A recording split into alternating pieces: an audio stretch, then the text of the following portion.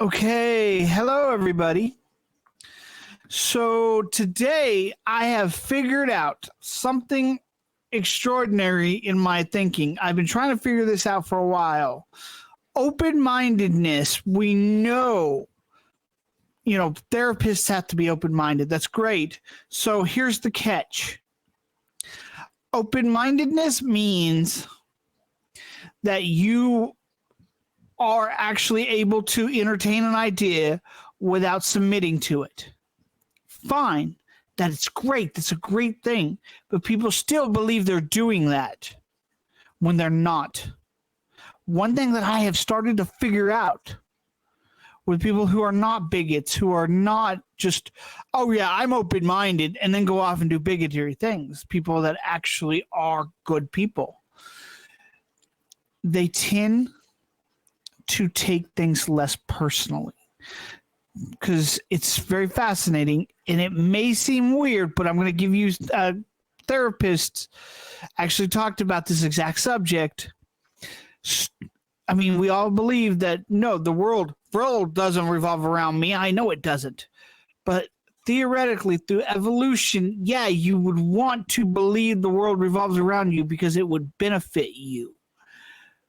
But for people that actually don't do that, if people go, okay, so the world doesn't revolve around me, I have to solve this problem. That's the key there, is people are able to solve the problem. They go, okay, so I'm going to put in this. This is what I have to do to get to where I want to be.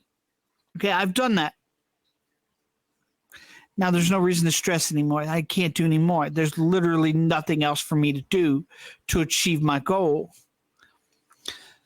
This is not anything personal. I just had a buddy who had a relationship issue, and he's like, I told her this, I did this, and I said I would do what it takes, but you have to tell me what I need to do. But so the ball's in your court. It's no longer in mine. Your decision affects us both. He was being able to do this, being able to separate yourself. The ego death is what this therapist called it. So that helps with coping, because you've already done everything you can. So you don't live with a massive amounts of regret down the road, because you've done everything you can. And then you could just let it slide. Well, there's so many people out there that are going to tell you, yeah, no, I know. He goes, I know that the world doesn't revolve around me. But when you're driving down the road and somebody cuts you off, are you personally feeling attacked? That guy cut me off. How dare they cut me off? That's not okay. That's what I'm saying. The more things that you take personally that do not really affect you are things that you literally should be denied. It's interesting. The things that you take personally that are not truly affecting you, but you're still mad because you feel it's a personal attack, that is a sign of somebody who is not open-minded. If you're truly open-minded, it's not, well, that person cut me off. How dare they cut me off? It's, okay, that person was stupid. That was dangerous. They could have killed that person over there. But it's not something that's a personal attack against me. Just like when I say science stuff and people think of it as a personal attack. It's not a personal attack. I don't know who the hell you are. So why would you take it as a personal attack? I legitimately don't know who you are, and I don't care who you are. If you're, I feel personally attacked. You're attacking me over rack systems. No, I'm telling you that rack systems deplete brains of reptiles. I'm not telling you what you have to do with that information, but that is an actual fact. That's not. That science will be here once you're done feeling personally attacked. I don't know who you are. I don't care. I'm not going to like bow to you. That's not how I roll. I don't go out there going, oh my God, this is a personal attack against me. Everything's a personal attack. It's not. It's really cool. I guess this guy, he can say it a little better than I can, I think. So let's introduce this. Death. How do we tackle this problem and start to learn how to live life without regrets? This is where we're going to turn to neuroscience. And this is where there's a fascinating case that I want to share with y'all. Generally speaking, when we look at what happens to the brain when we die, we're not actually watching the brain. Someone has died, and then we'll do an autopsy, or we can sort of do a brain scan or something like that. We can measure the anatomical structures, and we can see what happens to the brain after death. But we don't actually see what happens to the brain when we die. And so there's a really awesome case report that had an EEG, which is an electroencephalogram, which is something that's measuring the electrical activity of the brain. And we've had a couple of cases now in science where we've literally watched the brain die. And what we've learned is incredibly fascinating. The first thing to understand is that when people die, there is a synchronicity of all parts of our brain. And that if you sort of look at what happens is there's this midline cortical structure. There's this one kind of area of the brain that seems to be affected by the process of death. And what we sort of know is that we've seen a bunch of electrical activity, but then we'll have people who go into brain death. We'll see this change in midline cortical activity.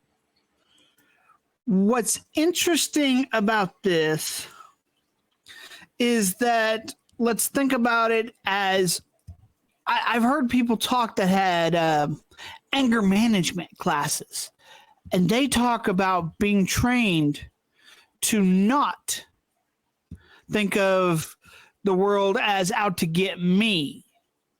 This wasn't a personal attack. Because that does lead to anger, that feeling of personal attack, and that anger takes away from things. So being able to control your anger should lead you to stop taking things as a personal attack. And when you can include that into open-mindedness, I wonder if we could brain scan those people and see if their brains have changed the same way. If this thing has actually lowered the ego death. He'll mention it here in a minute. Activity, we'll see the synchronicity across all the brain. And then if we bring that person back to life, we can actually ask them, what was being dead? What did it feel like? What was it like to actually be dead? And we can actually get answers to what is going on in the brain. So when this goes on in the brain, what is this person's subjective experience? And what we tend to find, and now we've got tons of cases of this kind of stuff, very interesting, is that when people die, their sense of self kind of dissolves. So they sort of feel this like loss of the barrier of self. So I'm not me anymore. I'm just kind of this formless presence. And I feel really connected to everyone. For some people, life flashes, but this is very interesting because those people that are completely open-minded are willing to accept think of other ideas without accepting them, and then can go, okay, so I'm going to do what I have to do to get where I want to be to solve this problem wherever. It does bring up peace of mind. There was a lady in college who was stressed out because she was getting into a PhD program, and she was just like, I can't find a PhD program. It's like, okay, just stop for a minute. Let's think about it. Did you do this? Did you talk to this person? Did you talk to your advisor? Did you go talk to this other person? Can you think of anything else that you can actually do to actually get into those colleges? No, I've done it all. Well, then there's nothing. It's literally out of your hands. So stop stressing. She goes, okay. Just telling somebody to stop stressing is not okay. That does not help. Walking them through everything that they can do and then being like, okay, this now is out of your hands. It brings a peace of mind. It does help you cope. Oftentimes, what's the difference between losing a grandparent compared to losing your grandparent in a car accident? It's like, okay, so I know my grandfather's going to die, so therefore I'm preparing for it. This also works with anything, reptiles that die. This is very helpful.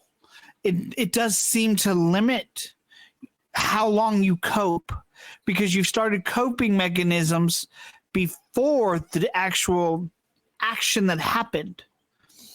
So therefore, it's easier to take when something's sudden. You don't get time to think about it ahead of times. And then you're left with, did I do this? Did this happen? Like, it really does feel like you either caused it or it happened to you, instead of, oh, well, I've done everything I can. There's nothing left to do. And that's very, very important here. And it's very interesting. So if you know people that say they're open-minded and then take things personally, like it's a personal attack. That's a personal attack on me. How dare you? They're not open-minded. If you have some type of control, if you have something that they'll listen to you on, then you might stop them and go, okay. And then that will help them find peace with it, instead of them just keep being angry and keep going over it over and over again. This is a really big answer, because it's like, why are we open-minded people? Why do people think that they're open-minded when they're actually bigots? It's like, no, they're bigots because they constantly think about it, and then it becomes a problem and they feel personally attacked. And it's like, no, when you stop the personal attack thinking, things start to change a little bit. Things start to open up. It's like, oh, well, this really doesn't have anything to do with me. If I just look this way, I'll stop seeing it so much, because it just doesn't matter to me anymore, because I've done everything I can do about it. That it's as simple as that. And it brings peace of mind, because then you move on to stuff you can change, stuff you can affect. And that is literally a mantra of certain things, like of Alcohol Anonymous and stuff like that. That is literally what you're trying to do. It is an addiction. It is something apparently our brains do naturally. And from an evolutionary standpoint, that makes sense. But we don't need that anymore. And so pushing people to that could actually potentially increase their freaking mental awareness, increase their open-mindedness, and have a bigger impact on people. It's really interesting how this could play out, because it could go both ways. Open-mindedness will lead to this, or this will lead to open-mindedness. Let's remember this, people. This is how we find peace in our universe. It doesn't stop the pain. It doesn't stop things from happening to you. It just changes the way you think about them. And you can help other people change the way they think about it by applying this to it. And then that will help them open-minded too. And we could stop and affect a lot of people's lives. They'll stop being so damn angry at every little damn thing that doesn't personally affect them, that's not about them, that I don't know who you are. So why are you taking me personally? Why are you taking it as a personal attack? Prove me wrong. Prove it.